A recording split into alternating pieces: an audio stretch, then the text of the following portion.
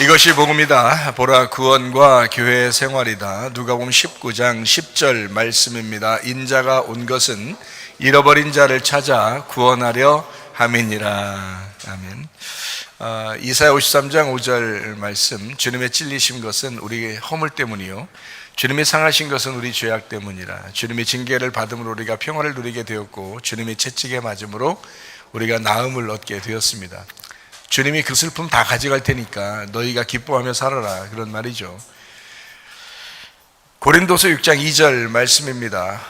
보라, 지금이라. 은혜 받는 것도 구원 받는 것도 지금입니다. 그래서 우리는 지금의 믿음을 잘 간직하고 있어야 되겠다. 누가복음 1장과 2장, 그리고 3장, 4장, 5장, 6장, 7장, 8장, 9장까지 우리가 같이 나누고 있는 중입니다. 특별히 8장에서는 네 가지 땅에 떨어진 씨의 비유를 우리가 배웠습니다.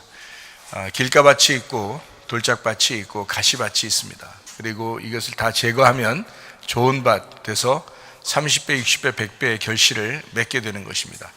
문제는 씨에 있는 것이 아니고 밭에 문제가 있었다. 그래서 밭을 우리가 어떻게 경작하느냐. 그래서 에덴 동산에도 하나님이 아담을 만드시고 농사 지을 자를 이제 아담으로 만드셨다는 거죠. 농사 지을 자를 하나님이 찾으셔서 만드셨다. 그것을 이제 아담이라 이렇게 말한 것입니다. 그러니까 아담은 농사하는 자였다. 그래서 에덴 동산에 뭐 이렇게 농사 안 줘도 하나님이 다 만들어 주시면 되는데 뭘 그렇게 농사를 또 지라고 하는가를 우리가 이제 궁금해 하실지 모르겠는데, 사실은 에덴 동산부터 시작해서 요한계시록의 새 예루살렘까지 우리가 농사를 지어야 되는 그런 것이 이제 하나님 말씀입니다.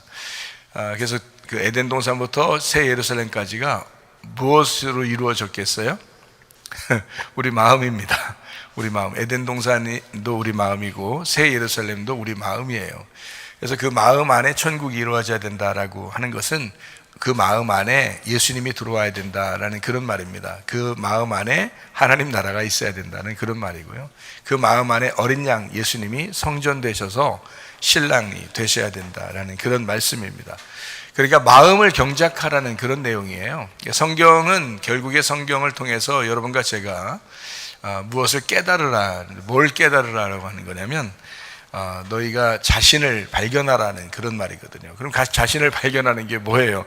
경작하는 거예요. 자기 마음을 경작한다, 농사진다라는 그런 말씀입니다. 그래서 우리 마음의 밭이 잘 준비되고 농사가 지어지고 경작이 되면, 그러면 이제 씨를 심는 대로 열매를 맺게 된다는 거죠. 그래서 씨가 말씀이고 예수님입니다.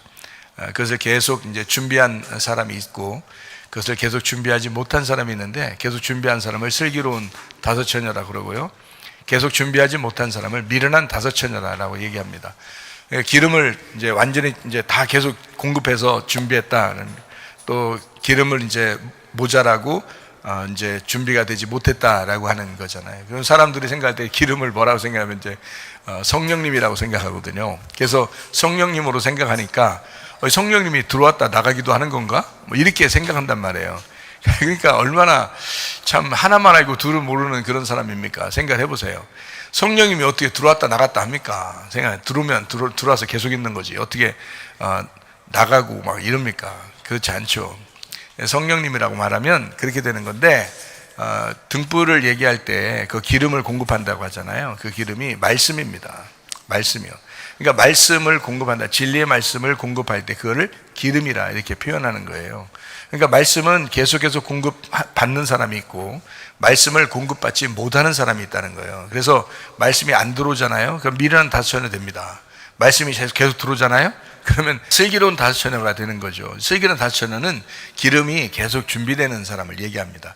말씀이 계속 공급된다는 얘기를 의미하는 거예요. 그러니까 그게 이제 성령님으로 생각을 자꾸 어떤 사람이 하면은 이제 들어왔다 나갔다 하는 성령님으로 생각돼서 뭐 성령님을 계속 채우고, 아니 성령님 못 채우면 성령님이 없어서 이제 뭐 지옥 가는 사람이 되는 건가, 이렇게 생각하는 사람들이 있단 말이에요.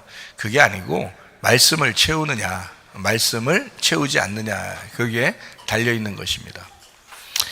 그러니까 그 씨라고 하는 하나님의 말씀, 예수 그리스도를 우리가 이제 담고 있어야 된다라는 그런 말씀입니다. 누가복음의 이제 8장에서 귀신 들린 자를 이제 고쳐줍니다. 그 귀신 들린 자가 다른 사람이 아니라 바로 여러분과 저를 이야기하는 것이다라고 했습니다. 무덤이 뭐라고 그랬죠? 무덤은 우리의 과거 그리고 추억, 우리가 이제 연민의 정, 뭐 이런 것들이잖아요. 거기에 이제 갇혀서 살고 있잖아요, 사람들이.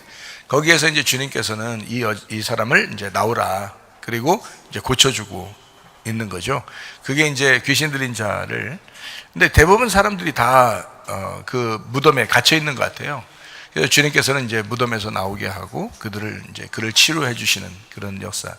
그 주님께서는 그 사람 한 사람을, 그 동네에서 한 사람을 치료하셨다라는 말은 그걸 통해서 여러분과 제가 발견하라는 거죠. 여러분과 제가 어떻게 보면 과거에 매여 있고, 그리고 추억에 매여 있고, 또 이런 슬픔 저런 슬픔, 이런 괴로움 저런 괴로움에 다 매여 있단 말이에요. 여기에서 우리를 주님께서 벗어나라 그러죠. 벗어나고 너는 부활해야 된다, 너는 다시 살아야 된다라는 그런 의미입니다. 그러니까 귀신 들린 자 한 사람을 구원받게 했다. 그러면 귀신 들린 자가 잃어버린 자이다.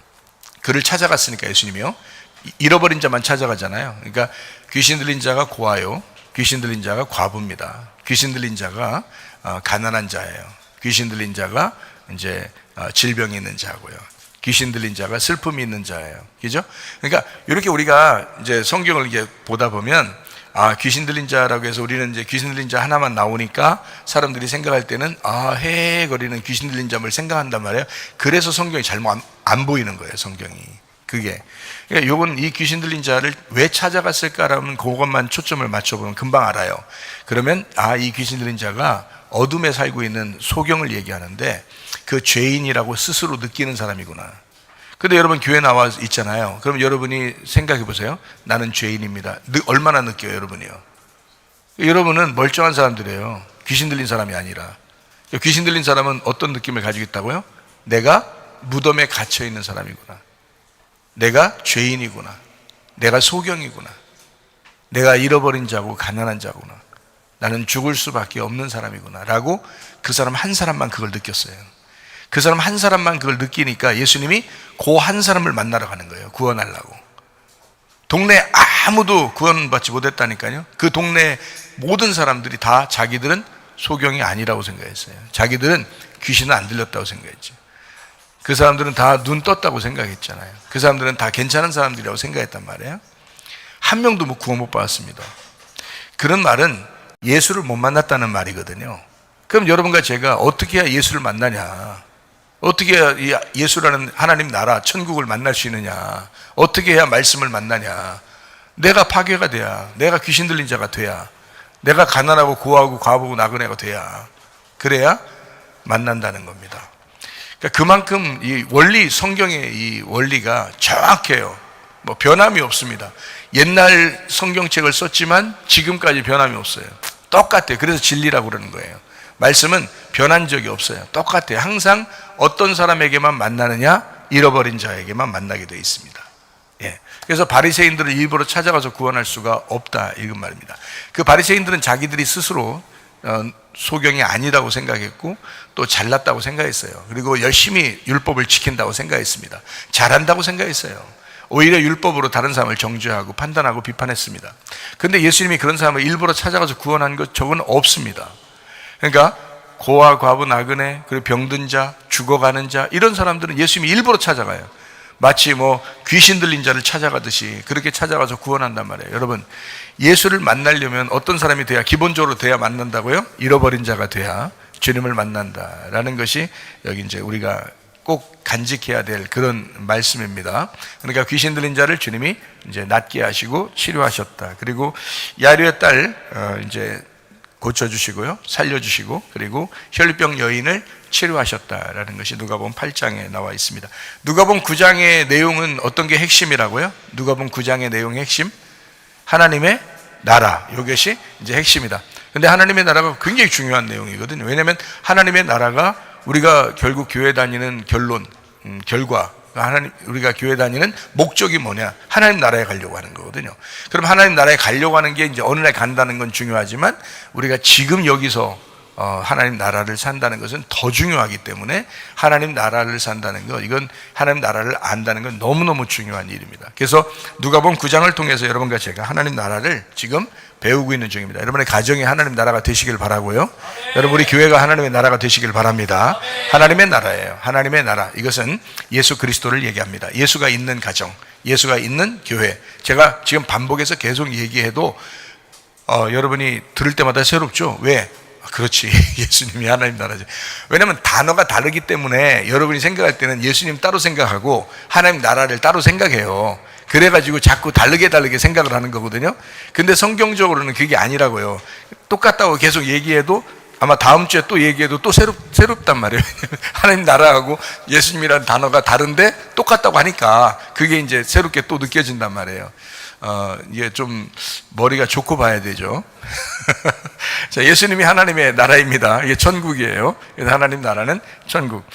그래서 이제 하나님이 또 요한복음에는 말씀이 하나님이라고 그랬잖아요. 그래서 말씀이 하나님이니까 하나님의 나라는 말씀의 나라다, 이렇게 보는 거예요. 그러니까 하나님의 나라, 말씀의 나라, 그 말씀이 하나님과 함께 계셨는데 이 말씀이 곧 하나님이셔. 그래서 이 말씀이 우리 육신으로 왔다. 이것을 예수님이라고 요한복음 1장에 소개하고 있잖아요. 그래서 그 말씀이 예수님이라고 그러는 거예요. 그러니까 예수님이 말씀인데 말씀이 하나님이야. 그러면 그 말씀의 나라가 하나님의 나라야. 근데 그 말씀이 예수님이야. 그래서 예수님의 나라가 하나님의 나라야. 그래서 예수님이 하나님이야. 요거죠. 그래서 예수님이 하나님의 나라다. 결국 하나님의 나라를 소개하러 이 땅에 오셨다라는 겁니다. 그러니까 우리는, 여러분과 저는 분명히 다른 건 몰라도 하나님의 나라는 알고 있어야 되는 거죠. 하나님의 나라는 알고 있어야 되는 거예요. 왜냐하면 예수님이 하나님의 나라를 전파하러 오셨잖아요. 그러니까 하나님의 나라를 알려주러 오셨으니까 우리 여러분과 저는 무조건 다른 건 몰라도 하나님의 나라는 알고 있어야 되는 거예요. 하나님의 나라가 뭐예요? 그렇게 질문하지 말고 하나님의 나라가 누구예요? 라고 질문해야 되겠죠. 하나님의 나라가 누구죠? 예수님입니다. 요거를 분명하게 여러분과 제가 알고 있어야 되겠다. 그러면 하나님의 나라가 있는 곳이 천국이니까, 그죠? 하나님의 나라가 있는 곳, 예수님이 있는 곳이 천국이니까. 그러니까 우리가 다른 모든 것들을, 이 성경의 모든 것들을 다 그 예수님으로 종합을 시킬 수가 있다는 거죠. 요약을 할 수 있다는 거죠. 그러니까 이 하나님의 나라가 우리가 궁극적인 목적인데, 이 하나님의 나라가 예수님이래. 그럼 예수님만 있으면 모든 게 다 해결되는 거예요. 사실은 하나님의 나라가 해결됐으니까, 그죠? 그러니까 예수님만 있으면 모든 게 다 해결되니까, 반대로 예수님이 없으면 모든 게 해결이 안 되는 거예요. 그죠? 그러니까 예수님이 있으면 천국 가는데 예수님이 없으면 천국 못 가잖아요.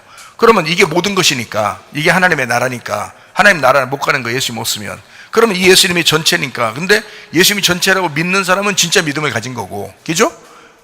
여러분에게 분명히 얘기합니다. 예수님이 전체가 아닌 사람은 가짜 믿음을 가진 거예요. 예수님도 좋은데, 자, 들어봐요. 여러분이 어떤 믿음 가지고 있나 보세요. 예수님도 좋은데 내 것도 좋은 거예요. 예수님도 좋은데, 그러니까 이게 말이 굉장히 다르죠. 예수님도 좋은데 내 것도 좋은 거야. 이거는 예수를 믿는 게 아니라 비교하면서 그냥 이게 나 좋으라고 예수님을 이제 끼워 맞춰 놓은 거죠. 거기다가 그거를 이제 자기들은 신앙이라고 생각한 거죠. 그런데 성경적으로는 사실 뭐냐면 네 목숨도, 네 뜻도, 네 의지도, 네 마음도 다 들여 하나님을 사랑하라 그래요. 그 말은 뭐냐면, 자, 네 거 하나도 없어. 예수님만 사랑할 수가 있느냐, 이렇게 하는 거거든요. 자, 네가 구하는 거 다 있거든. 뭐 이것도 구하고 저것도 구하고 하는데 먼저 그의 나라와 그의 의를 구해봐 그랬어요. 그죠? 그러면 우리가 뒤에 것을 다 제껴놓고 이걸 구해야 되거든요. 근데 예수님을 구하면서 뭐 하냐면 이제 상상을 하는 거예요. 자기가 예수님을 구하면서 뒤에 이런 것들도 내가 사실 하나님이 이거 주시겠지, 또 이것도 이렇게 하나님이 주실 거야, 그리고 이것도 구하면서 예수님도 구해야지라는 그런 생각을 다 가지고 있어요. 거의 다. 분명히 성경에서는 성경 말 똑같이 뭐라고 하냐면 먼저 요걸 구해, 뒤에 거 하지 말고 앞에 걸 먼저 구해라고 분명히 얘기했는데도 우리는 뒤에 거를 구하면서 앞에 걸 구한다고요. 그러니까 내 거를 구하면서 하나님도 구하는 거야. 그러면서 자기는 하나님 믿는다고 생각을 하는 거예요. 왜? 믿긴 믿죠. 반반씩 믿는 거예요. 내 것도 믿으면서 하나님 것도 믿는 거예요. 그러니까 반반씩 믿는 거예요, 사실은. 근데 성경은 하나님만 사랑할 수 있는가? 너 진짜 하나님 믿느냐? 하나님만 인정할 수 있는가? 하나님만 의지하고 하나님 신뢰하는가? 라고 그렇게 성경은 요구하고 있거든요. 근데 사람들은 대부분 그렇게 못하더라고요. 그래서 90% 이상이 하나님만 믿는 게 아니고 하나님과 자기 걸 같이 믿더라는 거예요. 90% 이상이. 그러면 10% 정도는 그래도 교회 다니면서 오직 하나님이 최고입니다. 나 다 놀 수 있어요. 내 모든 걸 다 포기할 수 있습니다.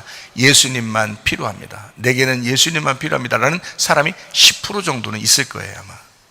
10% 정도는. 근데 나머지 90% 정도는 말씀을 들어야 할 사람들입니다. 이런 말씀들을 들어야 해서, 이런 말씀들을 왜 들어야 되냐면, 아, 그래. 내가 왜 이렇게 두 개를 나누어서 이렇게 양다리 걸치고 내가 살았을까? 내가 주님만 바라보면서 생활해야 되는데 그건 이론적으로 알겠는데 실질적으로는 내가 안 했구나. 그러면 내가 주여 주여만 했지 진짜 뜻대로 살진 않았구나. 내가 아멘 아멘만 했지 진짜 주의 뜻대로 살진 않았구나 라고 금방 알아채려야 되거든요. 그러니까 진짜 하나님의 나라가 임한다는 것은 네 거를 가지고 있어야 하나님의 나라가 임하는 게 아니에요. 자, 네 거를 이제 가지고서 야 이거 이루어지면 하나님께서 나와 함께 하시는 거고 나는 두 개 다 같이 구했으니까 하나님을 구하면서도 여전히 내 것도 필요하다는 걸 구했으니까 하나님이 해주실 거야 라고 했는데 만약에 안 해주면 어떡할 건데요? 만약에 안 해주면 여러분 그러면 기분이 안 좋다고. 기분이 안 좋아. 왜 기분이 안 좋은 거야? 아니 너 예수님만 믿는다면 왜 기분이 안 좋은 건데? 물어보고 싶어. 너 예수님 믿는다며 왜 기분 나쁜 거야? 그럼 이제 이런 말 한다 또. 하여튼 성경 끼워 맞추기 이제 잘해 사람들이. 뭐라고 하냐면 하나님이 내가 불행하기를 원하시겠어요? 이런단 말이에요. 또 하나님이 좋은 거 잘 해주시는 걸 그걸 바라지 하나님이 불행한 걸 원하시겠습니까? 이렇게 한단 말이죠. 그러면 또 이제 앞에 듣는 사람들이 그래요 맞아 그렇긴 해 또 이렇게 된단 말이지, 그죠? 그러니까 자기가 원하는 것들이 돼야 행복할 건데 이거를 안 해주시는 게 진짜 하나님의 뜻일까? 이게 하나님의 마음일까? 이제 이런단 말이에요 사람들은. 그죠? 그러면서 하나님이 날 행복하길 원하시지 하나님이 불행하길 원하시겠느냐라고 이제 이렇게 끼워 맞춰 놓는다고요. 그러면 이제 예수님 이야기로 다시 한번 우리가 돌아가 봐요. 예수님 이야기로 다시 돌아가 보면 예수님은 이 땅에 오셔서 자기 뜻대로 산 적이 있어요? 자기 뜻대로 한 번도 살아본 적이 없어요. 예수님은 솔직히 말해서 우수에 젖은 눈으로 사셨어요. 자기 평생에 죽어야 되는 목표를 딱 가지고 계속 슬픔으로 살았어요. 사람들이 예수님 하나님이 기쁜 분이잖아요. 하나님의 천국은 기쁨이잖아요. 하나님의 에덴 동산은 행복이잖아요. 기쁨이잖아요. 예수님 얼굴 표정 왜 그래요? 예수님 표정 좀 바꾸셔. 아니 제자들이 예수님 따라다니면서 그렇게 얘기했다 해서 아니 예수님 표정을 좀 바꾸시면 안 되겠어요? 천국이라며. 천국이 표정이 뭐 그래. 근데 예수님은 지금 웃고 싶어 안 웃고 싶어? 안 웃고 싶어. 안 웃고 싶은데 그거를 막 억지로 막 웃으라고 그래요? 못하지. 그렇잖아요? 지금 힘들어 죽겠는데 막 웃으라고 막 그래요? 막 간지럼 피면서? 예수님이 간지럼 핀다고 지금 웃고 싶겠어? 생각해 보세요. 여러분 예수님이라면 아니라고. 슬픔에 젖어 있다고. 슬픔의 눈망울. 그 슬픔으로 지금 가지고 있지만 내가 말하는 여러분에게 말하는 천국이 뭐냐 하나님의 나라가 뭐냐는 거는 그 슬픔이 있는 그 예수님 그렇지만 그분이 천국이라는 거야. 그 슬픔을 가지고 있지만 그게 하나님 나라라는 거예요. 그걸 믿겠느냐 이거. 여러분이 믿을 수 있느냐는 거예요. 이게 인정이 되느냐. 나는 그게 이해가 되거든요. 내가 말하면서도 이해가 된다고. 이 말이 무슨 말인가. 근데 여러분 진짜 이게 이해가 되는지는 얼굴 표정들을 보고 싶어. 잘 안 보여. 하도 커가지고 사람들 많아서 잘 안 보이는데 이게 진짜 그러냐 이거야. 진짜 그런 그 모습에서도 주님이 천국임을 인정하고 의지하고 신뢰하느냐 이거예요. 진짜 말씀이 천국임을 인정하겠느냐 이거예요. 나는 진짜 그게 믿어지는데 여러분 잘 생각해 보세요. 예수님은 그 슬픔 가운데 그 고뇌하면서 그가 천국이셨습니다. 그러니까 일평생을 주님은 천국이지만 슬프게 사는 거예요. 누구를 위해서요? 여러분과 저를 위해서요. 여러분과 저 때문에 슬펐지 뭐. 아니 하나님이 우리가 선악과 안 먹었으면 뭐 슬펐겠어? 선악과 안 먹었으면 슬프지도 않아. 맨날 행복하고 기쁘다 그래. 그렇죠? 그래서 선악과 먹고 난 다음부터 하나님은 자기 아들이 가서 죽어야 돼. 아니 그게 기쁘겠냐고, 그게 즐거운 일이겠냐고. 힘들죠. 무거운 짐이죠. 그게 하나님의 영광이라는 거예요. 하늘에는 영광, 땅에는 평화야. 땅에 여러분을 그리스도와 한 몸 되게 하기 위해서, 평화를 이루기 위해서, 하나님과 평화를 이루기 위해서 하나님은 무거운 짐을 가지고 이 땅에 내려오셨다고. 그게 예수님의 탄생입니다. 여러분, 그게 예수님의 탄생이에요. 그래서 예수님은 그 하나님의 아버지의 뜻을 따라서 계속 그 슬픔 가운데 산 거예요. 놀라운 이야기죠. 그렇지만 그게 뭐라고요? 천국이라고요. 그게 성경 말씀이라고요. 여러분, 이 교과서적인 이 내용만 여러분 이해한다면요, 여러분 사는 동안에 여러분의 믿음이 아니라 주님의 믿음으로 살아갈 수가 있습니다. 여러분이 모래 위에 세운 그 신앙이 아니라 반석 위에 신앙을 세우고 살아갈 수가 있습니다. 여러분께 너무 많은 거야. 놓아야 될 것이 너무 많은 거예요. 그러니까 비교가 돼. 항상 비교가 되고, 여러분 자체가 탐욕이 있어. 여러분 자체가 탐욕이 있어서 이것도 갖고 싶고 저것도 갖고 싶은 거예요. 이것도 하고 싶고 저것도 하고 싶은 거예요. 그러면서도 예수님은 사랑하는 거예요. 안 사랑한다는 게 아니야. 예수를 안 믿으려고 하는 게 아니야. 믿는데 50%를 믿어서 그런 거지. 50%를 믿어서 그런 거지. 이것도 좋은데 저것도 좋은 거야. 솔직히 얘기해서 이거 어떤 마음으로 여러분한테 얘기하는 거냐면, 이런 사람하고 똑같은 거예요. 자기 남편이 있어요. 자기 남편이 있는데 옆집 남편도 너무 좋은 거야. 옆집 남자도 너무 좋은 거야. 자기 남편이 있는데 옆집 남자가 괜히 마음에 들어와. 막 훅 들어와 버려. 그냥 마음에. 이게 뭐 겉으로 어떻게 하는 게 아니라 마음에 훅 들어와 버려. 그래서 자기 남편을 볼 때도 기분 좋은데 옆집 남자를 볼 때도 괜히 뱅그레 웃어. 그냥 좋아. 이러면서 남편한테 가가지고 뭐라 그러면, 난 당신 정말 사랑해. 근데 옆집 남자도 내가 포기할 수는 없어. 잘 생각해 보세요. 이렇게 미친년처럼 여러분이 신앙생활을 하고 있다고요. 그렇게 미친년으로 신앙생활을 하는 사람이 90% 이상입니다. 그러니까 이게 목사 입장에선 굉장히 안타까움으로 여러분에게 설명을 할 수밖에 없는 입장이에요. 그게 설교라는 게. 그러면서도 할 수밖에 없는 이야기들. 그러니까 여러분에게 뭐냐면, 나는 내 남편 예수만 좋습니다. 당신이 뭘 안 가지고 있어도 좋고, 당신이 나한테 뭘 안 해줘도 좋고, 난 당신 자체가 행복해요. 나의 행복은 당신밖에 없습니다. 난 당신만 좋아요. 난 당신만 있으면 돼요. 다른 거 없어도 좋습니다 하고 그 남편을 사랑하는, 이게 진짜 사랑하는 거예요. 이게 진짜 남편 사랑하는 거예요. 그죠? 예수를 그렇게 사랑하느냐 이거예요. 예수를 그렇게 믿어본 적이 있느냐 이거예요. 그게 천국이라고. 그게 천국인 예수, 천국인 하나님 나라, 천국인 말씀이라고요. 여러분, 그런 말씀의 나라에 여러분 초청받으시기를 바랍니다. 그게 천국이라고요. 그게 하나님의 나라고요. 그게 예수님이십니다. 우리의 예수님. 저는 예수님을 깊이 만났습니다. 깊이 만나고 나니까 솔직히 다른 거는 언제라도 다 놓으라면 놓겠어요. 진짜 언제라도 그냥 놔 그러면 알았어요. 어차피 적신으로 왔다 적신으로 가는 인생, 주님 한 분이면 됩니다. 이게 그냥 어느 순간이라도 그냥 그게 마음이 오더라고. 깊이 만나니까 그렇더라고요. 주님을 깊이 만나니까 그게 오더라고요. 여러분, 근데 여러분도 그런 예수님을 좀 믿고, 그렇게 예수님을 믿고 좀 살았으면 좋겠다 하는 게 설교하는 이제 주님의 마음일 거였잖아요. 이거 주님께서 그렇게 말씀하고 싶을 거 아니에요. 그죠? 그래서 저는 여러분에게 전달하는 자니까 여러분의 표정까지 이렇게 보면서 또 전달하니까 마음이 무겁네요. 어쨌든 여러분, 자, 우리 주님 향해서 한 걸음이라도 어제보다는 오늘이 그래도, 오늘이 또 내일이 조금만이라도 좀 앞으로 나가는 믿음을 좀 갖기를 바랍니다. 그래서 계속 믿음이 성장하게 되면, 여러분 오늘 완전한 믿음을 가지라는 얘기가 아니지만 오늘 조금만 더 기름을 채우고 오늘 조금만 더 한 걸음을 더 앞으로 나가는 믿음, 신앙생활을 갖게 되면 양입니다. 양. 주님이 찾아오시는 양. 주님이 신부로 맞아들이는 양이 되는 거예요. 슬기로운 다섯처녀입니다. 기름 등불을 계속 준비해 나갑시다. 이렇게 말씀을 사모하면서 나가시면 좋겠습니다.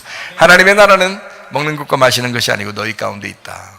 그리고 너희 가운데 지금 하나님의 나라가 있다. 하나님의 나라는 의와 평강과 기쁨이다. 새로운 피조물 된 사람들은 그 하나님의 나라, 그 교회, 그 말씀의 나라에 초청된 것이다. 그래서 우리가 새 마음 새 사람이 돼서 새 예루살렘이 되는 것이 성경의 궁극적인 목적이더라라는 것을 우리는 알게 되었습니다. 우리가 이제 예수 그리스도가 우리에게 주님은 뭐라 그러면 우리 보고 따라오라 그래요. 뭐 어떻게 하고 따라오래요? 그냥 따라오라 그래요? 자기를 부인하고 십자가를 지고 따라오라 그래요? 자기를 부인하고 십자가 지고 따라오래요. 아니 그냥 따라가면 안 됩니까 예수님? 라고 90% 이상이 그렇게 얘기합니다. 그냥 주님 따라가면 좋지 않겠어요? 그러면서 90%가 그런 믿음 가지고 산다고요. 근데 10%는 어떻게 생각하면 그래요 주님, 내가 힘들더라도 나를 부인하겠습니다. 내가 힘들더라도 나의 십자가를 지고 주님 따라가겠습니다. 이게 10%예요. 그게 10%밖에 없다, 그 믿음이. 안타깝죠? 여러분 어떤 믿음이십니까? 여러분은 10%에 해당된 믿음을 가지시기를 바랍니다. 그런 믿음을 가져야 진짜 주님의 사람이에요. 주님을 따라가는 사람은 주님께서 요구하셔요.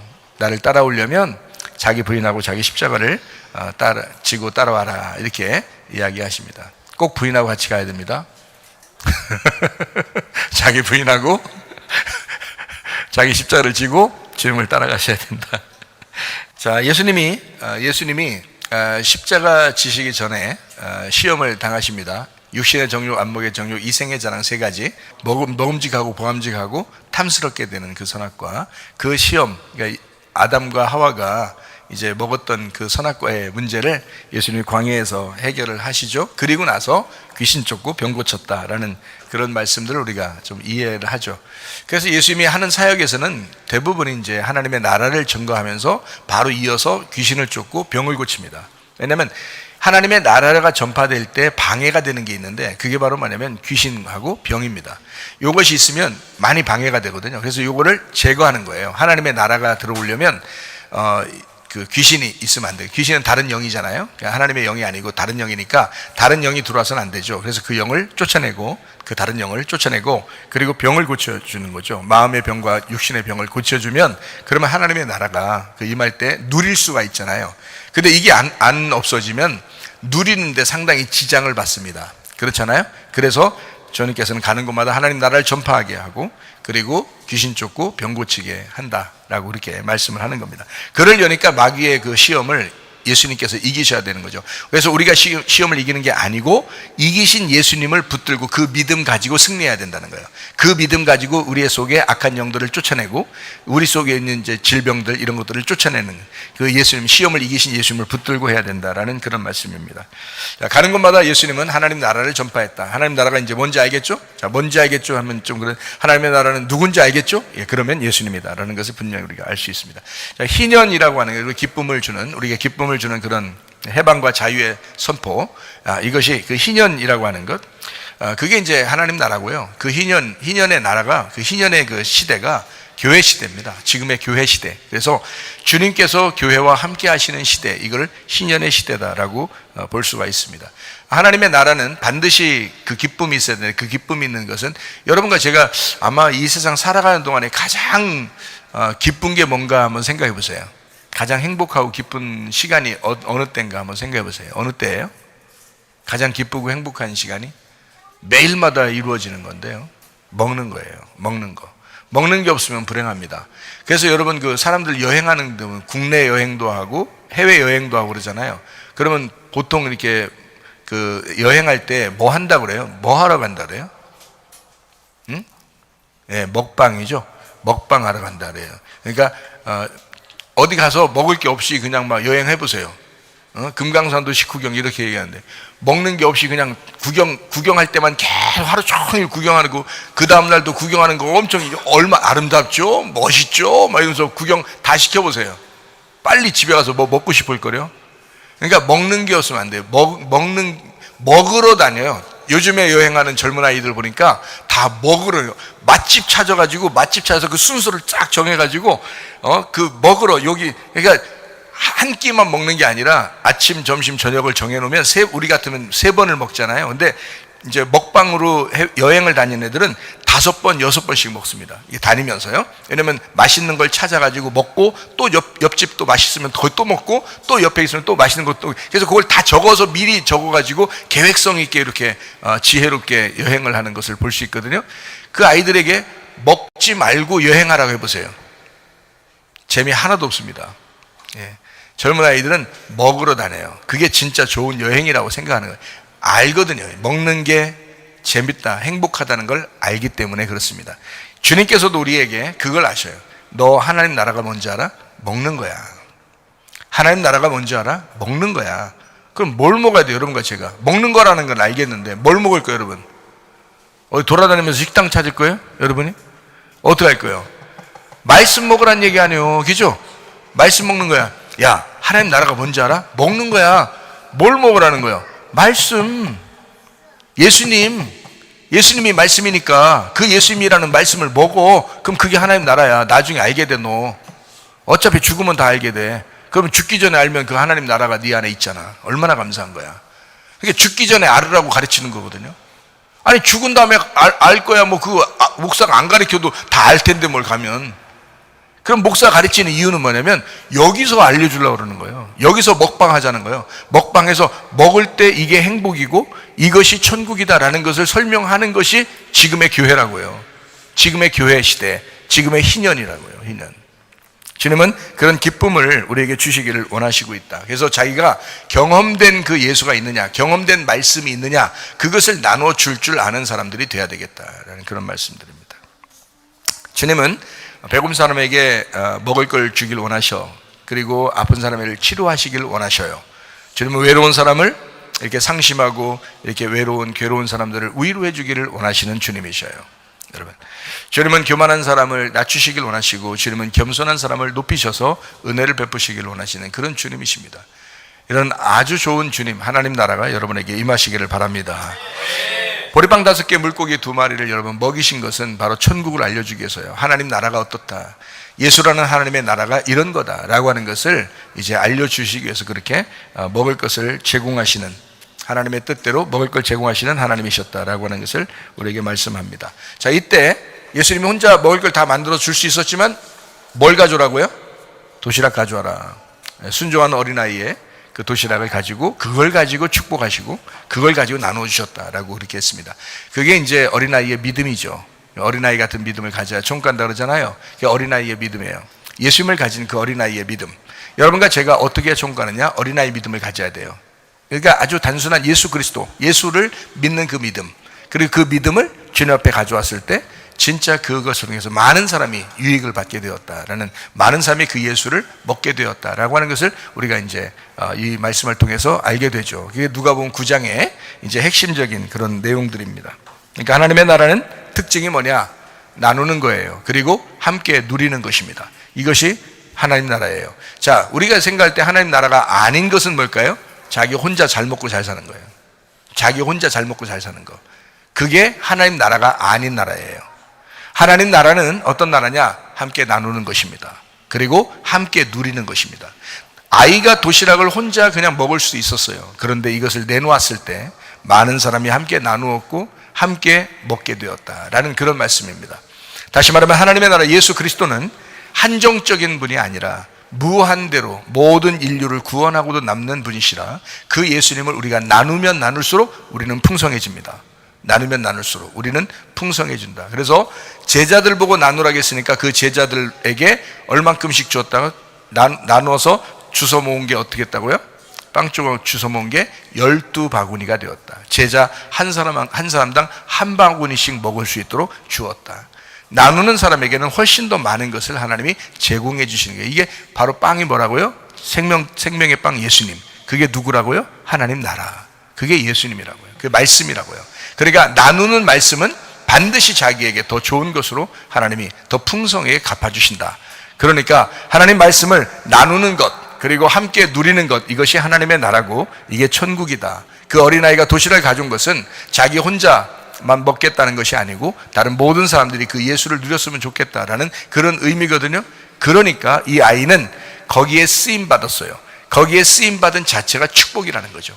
그죠? 제자들도 그 앞에 쓰임 받았으니까 축복인 거예요. 여러분과 제가 하나님 앞에 축복은 뭐냐? 여러분과 저는 하나님을 위해서, 내가 교회를 위해서 내가 뭐 어떻게 살 것이냐, 교회를 위해서, 하나님을 위해서 내가 살아가는 이것이 여러분 거 잃어버리는 게 아니라 오히려 여러분에겐 축복이라는 거죠.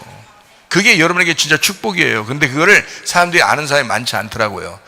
자기 걸 잃어버린 줄 알아요. 자기 걸 이렇게 잃어버리는 줄 아는데 그렇지 않아요. 하나님 더 채워주실 것입니다. 반드시 하나님이 갚아주시는, 하나님 무슨 뭐 이렇게 우리 거 막 뺏어다가 무슨 강탈에다가 뭐 강도도 아니고 하나님이 우리 거 막 뺏어다가 뭐 하시려고? 하늘나라에 뭐 매점 같은 것도 없는데 어떻게 하시려고 그러는 거예요? 편의점도 없고 하늘나라에는. 근데 뭘 그렇게 이렇게 우리 걸 뺏으려고 하겠어요? 그런 게 아니라 여러분 걸 가지고 이 어린아이의 믿음으로 그 도시락을 드렸듯이 그렇게 살아가기를 우리 보고 그렇게 그 주님을 나누고 너에게 있는 것을 그 모든 교회, 그 가정의 교회 이렇게 나누어서 함께 예수를 같이 누리려고 하는 이것이 하나님의 나라다라고 하는 것을 설명해 주고 있는 것입니다. 그러니까 함께 나누는 것은 축복입니다. 누가복음 19장 10절 말씀이죠. 인자가 온 것은 잃어버린 자를 찾아 구원하려 함이니라. 자, 어떤 사람이요? 나를 잃어버릴수록 예수님이 채워진 사람, 이렇게 된다. 그것이 축복이고 하나님 나라다. 자, 누가복음 9장 23절 말씀입니다. 또 무리에게 이르시되 아무든지 나를 따라오려거든 자기를 부인하고 날마다 제 십자가를 지고 나를 따를 것이니라. 아유, 참 놀라운 말이죠. 부인하고 같이 오라 그죠? 부인하고. 예, 이게 자기를 부인하고 같이 오라. 그러니까 혼자 오면 안 됩니다. 부인하고 같이 날마다 제 십자가를 지고 따르라. 주님을 따라오려면 그렇게 해야 된다. 자, 누가복음 9장 18절 19절 말씀 보면 예수께서 따로 기도하실 때 제자들이 주와 함께 있더니 물어 이르시되, 예수님 물어보시는 겁니다. 무리가 나를 누구라고 하더냐 이렇게 물어봐요. 그러니까 대답하여 이르되 침례 요한이라 하고 더러는 엘리야라 그러고 더러는 옛 선지자 중에 한 사람이 살아났다 하나이다 이렇게 말해요. 이게 뭔 얘기예요 이게? 야, 사람들이 날 누구라 하더냐 물어보니까 대뜸 하는 말이, 사람들이 뭐라고 하냐면요, 침례 요한이래요. 그리고 엘리야라고 그래요. 엘리야 구약 사람이잖아요. 구약의 선지자. 그리고 옛 선지자 중에 한 사람이래요. 이거 뭔 얘기예요? 옛날부터 이런 말이 있었는가 봐요. 환생. 옛날부터 이런 말이 있었는가 봐. 환생. 아마 옛날에 있는 구약의 선지자가 살아나서 예수로 왔는가 보다, 이렇게 사람들이 얘기하는데요. 지금도 사람들 막 환생했다 이런 말 많이 들어봤죠? 뭐 환생해서 옛날에는 누구였는데 환생하면 옛날에 다 공주나 왕자였더라고요. 그런 사람들이 다시 태어났다 그러는데 왜 지금은 그냥 그 꼴로 살아? 하여튼 그렇게 환생 비슷하게 이렇게 얘기를 한단 말이에요, 사람들이. 자, 그러면 이제 예수님이 이제 또 묻습니다. 누가복음 9장 20절 말씀에 이렇게 말해요. 예수께서 이르시되 그러면 너희는 나를 누구라고 하느냐라고 물어봤어요. 너희는 나를 누구라고 하느냐 그랬더니 베드로가 대답하여 이르되, 참 베드로가 대답을 빨리빨리 잘해요. 그러니까 참 예수님도 베드로를 자꾸 수제자라고 하는 게 말 재밌게 하니까 옆에 같이 두고 싶어 하는 거예요. 말도 안 하고 가만히 있고 한 일주일 지나면 너 벙어리인 줄 알았는데 말하는구나, 이런 사람하고는 재미가 없잖아요, 말 안 하면. 근데 말을 옆에서 계속 하는 게 베드로 같은 사람이에요. 그러니까 베드로 같이 말 많이 하니까 그냥 딱 이제 옆에 둔 것 같아요. 그러니까 베드로가 또 옆에 있으니까 또 말을 또 금방 할 수 있잖아요. 뭐 주는 그리스도시요 살아계신 하나님의 아들입니다, 뭐 이런 얘기도 뭐 이러잖아요, 그죠? 그게 이제 여기서는 뭐라고 그러냐면 베드로가 대답하여 이르되 하나님의 그리스도십니다, 이렇게 딱 얘기해요. 참 놀라운 얘기를 하는 거죠. 그러니까 딴 사람들이 얘기하는 거 완전 틀리죠. 딴 사람들은 뭐 환생한 거 아니야? 뭐 이렇게 얘기하는데 베드로는 이제 뭐라고 얘기하면 하나님의 그리스도입니다 라고 얘기했어요. 그러면 다른 제자들은 이런 생각 안 했을까? 다른 제자들 다 생각했어요. 하나님의 그리스도라고 지금 가르침 받고 다 하고 있는데 왜 모르겠어요? 다 알죠. 말만으로는 잘하죠. 이렇게 말하고서도 베드로가 3번 부인하고 이러는데요. 똑같이 인간들이. 그러니까 말을 빨리 했을 뿐이에요. 베드로가 좀 혈액형도 그렇고 좀 이렇게 성격도 그렇고 좀 빠른 사람이에요. 그래서 빨리 했을 뿐이에요. 하나님의 그리스도십니다 라고 이야기했어요. 자, 그러면 그리스도라고 하는 게 뭔지를 알아야 되겠죠. 하나님의 그리스도다 할 때는 예수가 그리스도로 왔으니까 그리스도가 뭔지를 알아야 될 거 아니에요. 그럼 그리스도라는 단어가 이게 헬라어 단어인데요, 크리스토스라는 단어입니다. 크리스토스, 이게 헬라어 단어예요. 이게 기름 부음 받은 자라는 단어입니다. 기름 부음 받은 자, 이게 크리스토스라는 단어, 헬라어 단어예요. 이게 구약의 똑같은 이제 히브리 성경, 구약 성경의 단어가 뭐냐면 메시아라는 단어예요. 메시아라는 단어를 헬라어로 바꾸면 크리스토스라는 단어예요. 그러니까 메시아라는 단어가 히브리 말로 기름 부음 받은 자예요. 기름 부음 받은 자, 메시아. 그게 신약에 오면 그리스도 이렇게 되는 거예요. 그러니까 하나님의 메시아입니다. 하나님이 보내시는 메시아입니다 라는 단어예요, 이 말이. 그러니까 하나님의 그리스도입니다 라는 얘기거든요. 그럼 메시아는 또 뭐냐? 메시아는 뭐예요? 메시아는 원래 그냥 메시아만 있는 게 아니고 같은 이름이 있어요. 메시아라는 같은 이름. 자, 보세요. 예수라는 이름에 같은 이름이 있는데 구약에 어떤 이름일까요? 예수라는 같은 이름이 있어요. 어떤 이름이죠? 여호수아잖아요. 그건 어떻게 아시나요, 다? 그죠? 예수라는 이름에 같은 이름은 여호수아입니다. 그러면 메시아의 같은 이름은 뭘까요? 모세입니다. 모세가 메시아란 단어예요. 그러니까 모세, 메시아 비슷하죠, 그죠? 모세, 메시아. 이게 비슷한 단어거든요. 같은 단어예요. 그러니까 모세가 메시아고 메시아가 모세인 거예요. 하나님이 보냈잖아요. 모세도 하나님이 이스라엘 백성들에게 하나님이 불러가지고 모세를 산에서 불러가지고 이렇게 땅 밑으로 보내잖아요. 애굽으로 보내잖아요. 그죠? 광야에서 산 위에서 불러가지고 땅에서 부른 거 아닙니다. 산 꼭대기 올라와야 만나는 거예요. 산 꼭대기 올라온 모세를 만나서 땅 밑으로 보내는 거예요. 그게 메시아란 말이에요. 이스라엘 백성들은 모세를 볼 때 저분이 왔다. 하나님이 보내신 하나님의 기름 부음 받은 자가 왔다. 그래서 모세가 왔다. 저 모세는 하나님이 보내신 자다. 이렇게 되는 거죠. 그죠? 그러니까 모세가 메시아, 그리스도. 그러니까 같은 단어예요. 모세, 메시아, 그리스도. 같은 단어입니다. 무슨 단어라고 이게? 기름 부음 받은 자다. 이런 단어입니다. 기름 부음 받은 자.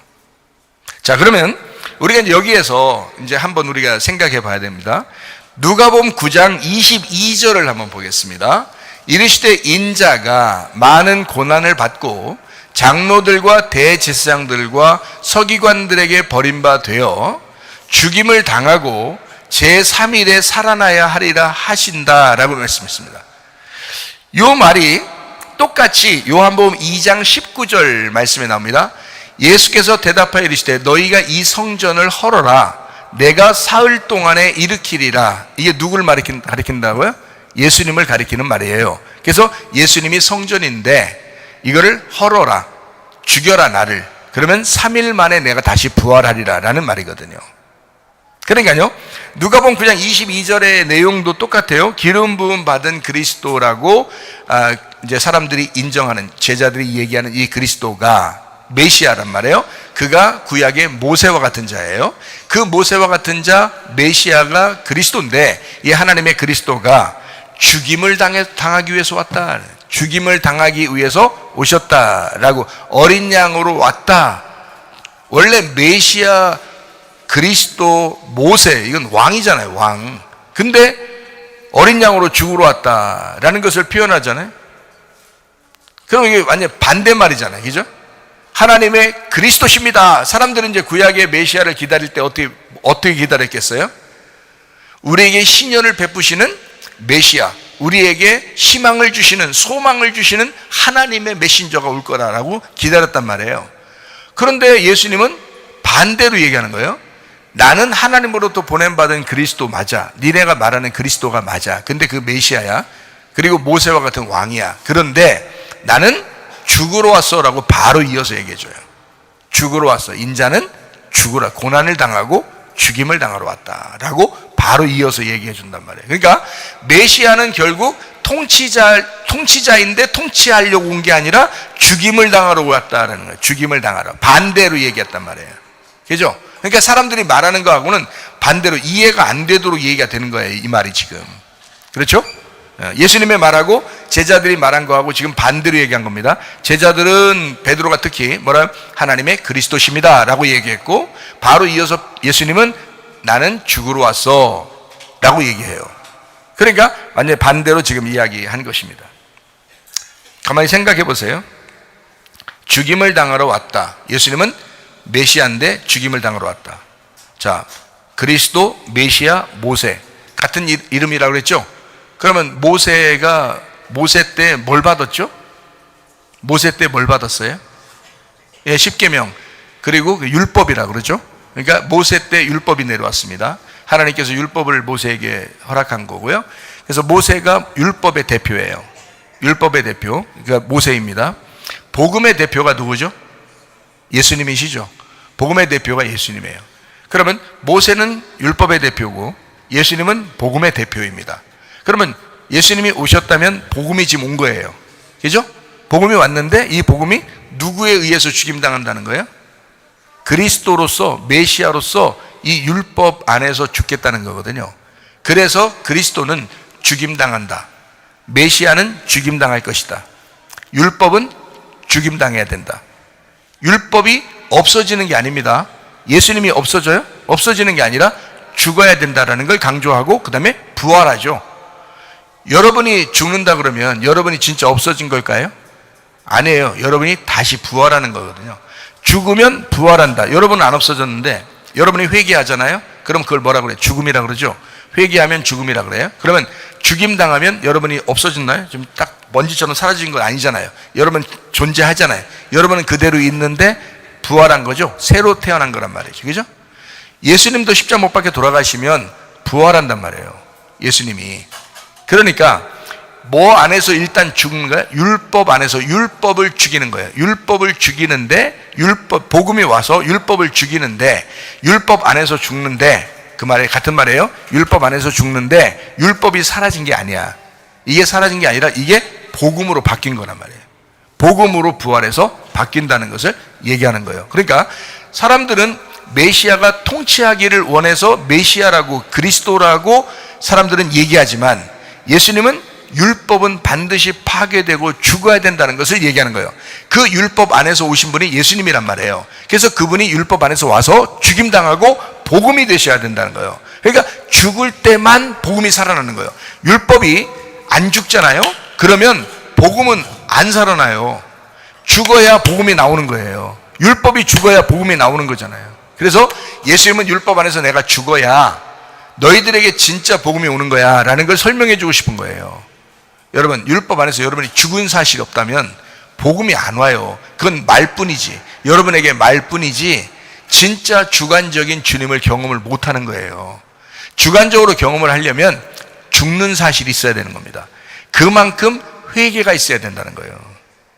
죽음의 사실이 분명히 여러분에게 와야 부활의 복음이 오는 거예요. 그러므로 하나님의 그리스도십니다. 바로 이어서 예수님 말씀합니다. 나는 죽임을 당하기 위해서 왔다. 이렇게 말씀을 하신 겁니다.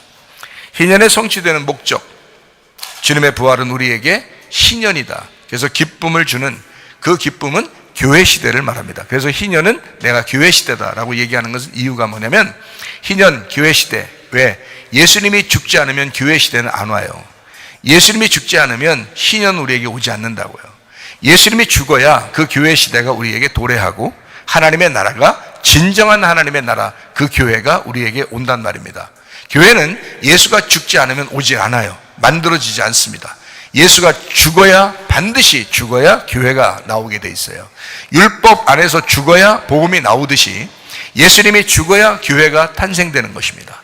교회는요, 예수님에 의하여 예수님의 피, 어린 양 예수님의 죽음으로 세워진 것이 바로 교회예요. 그러니까 교회에서 진짜 예수 만난 사람, 진짜 구원받는 사람도 어떻게 하느냐? 어린 양 예수를 놓칠 수가 없는 거예요. 그래서 계시록에서는 어린 양 예수가 너의 신랑이라고 얘기하는 거예요. 어린 양 예수가 너의 신랑이라고 얘기해요. 그걸 강조합니다. 왜요? 신부는 너를 위해서 죽으신 예수가 그 예수를 네가 기억하지 못한다면 넌 구원받은 게 아니야. 너를 위해서 죽으신 예수, 그 어린 양이 너의 신랑이야. 그게 진짜 구원이기 때문에 그런 거예요.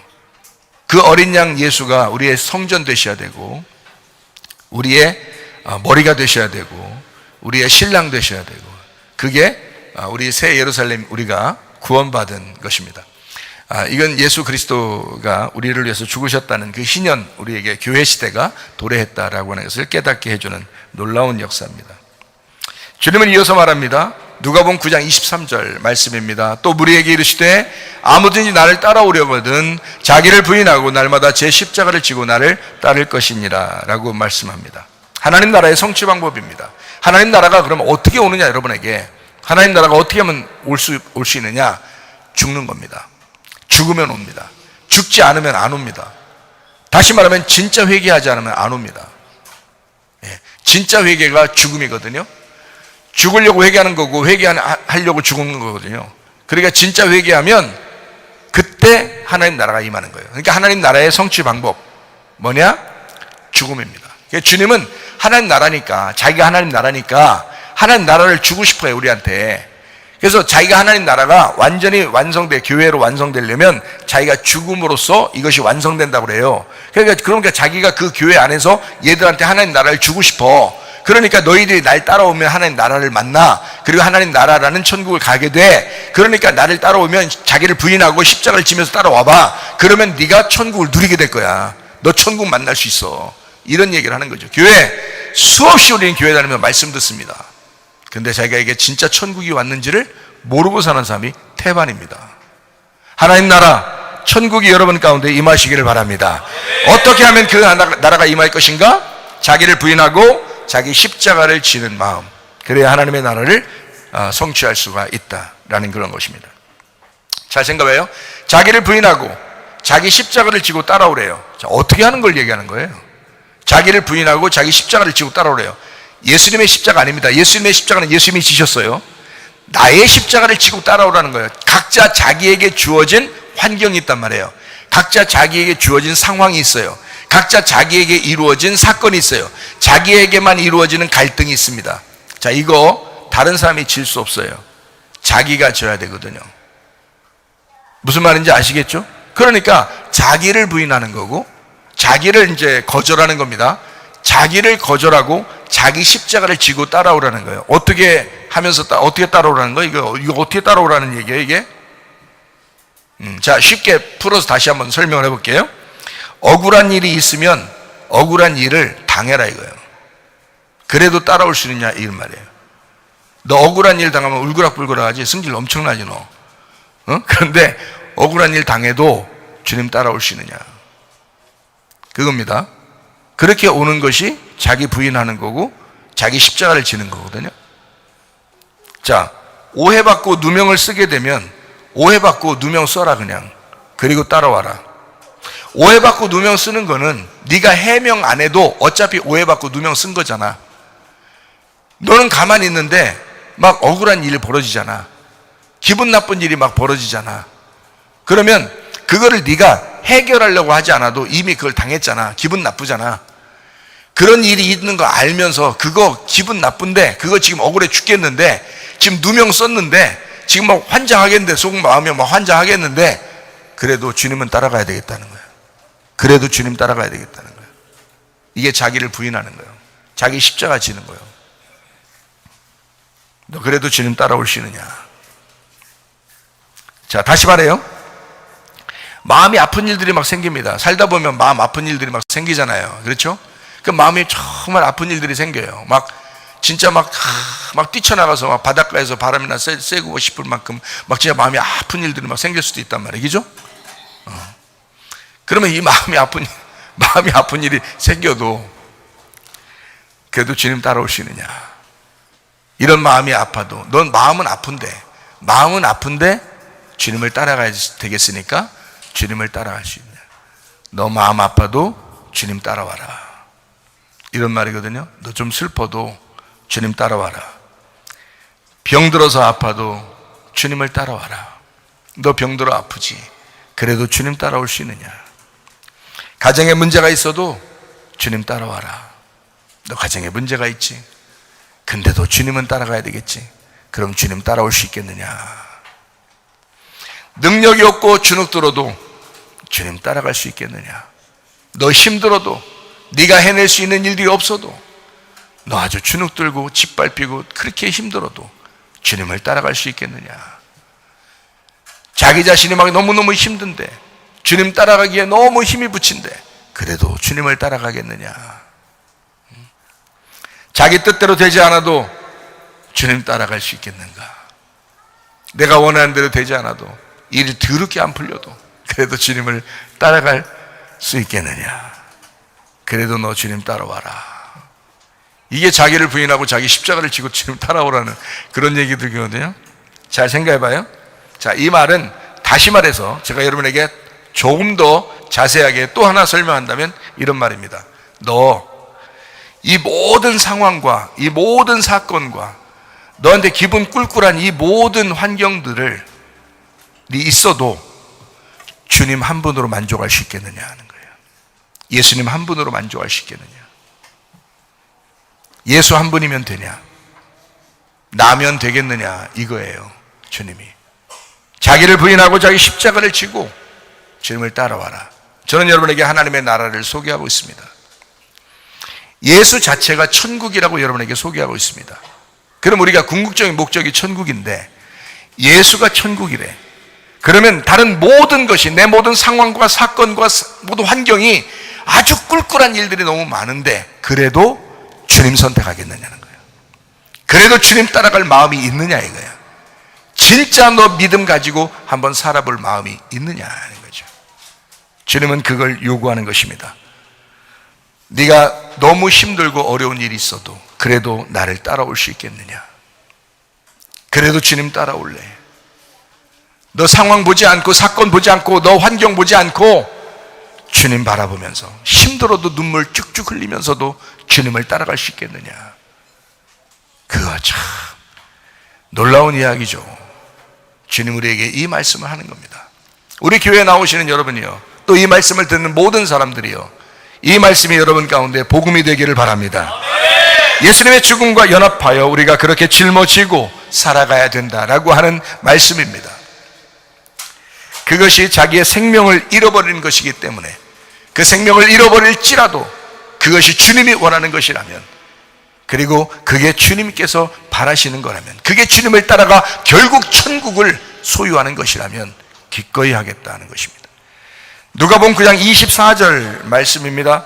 누구든지 제 목숨을 구원하고자 하면 잃을 것이요 누구든지 나를 위하여 제 목숨을 잃으면 구원하리라. 여기서 나를 위하여가 들어있잖아요.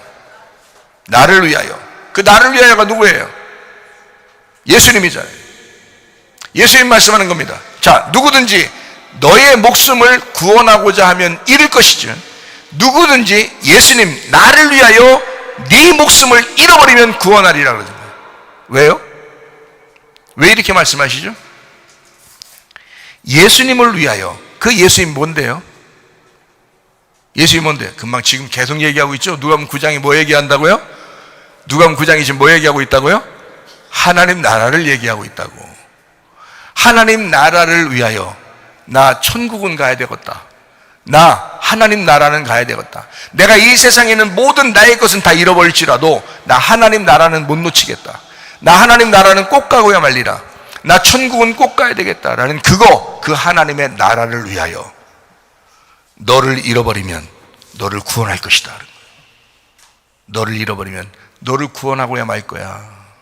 참 놀라운 얘기죠. 참 놀라운 이야기입니다. 예수만 내 안에 살기를, 그것이 참된 믿음입니다. 예수님만 내 안에 있기를, 그렇게 바라는 것은요, 자기가 뭔가 탐욕적으로 가지고 있을 때 절대 오지 않습니다. 자기가 다 잃어버릴 때 그때 옵니다. 예수만 있으면 되겠다. 예수만 있으면 되겠다. 어차피 내게는 예수밖에 없다. 내게 남는 건 예수밖에 없구나. 다른 거 다 잃어버렸구나.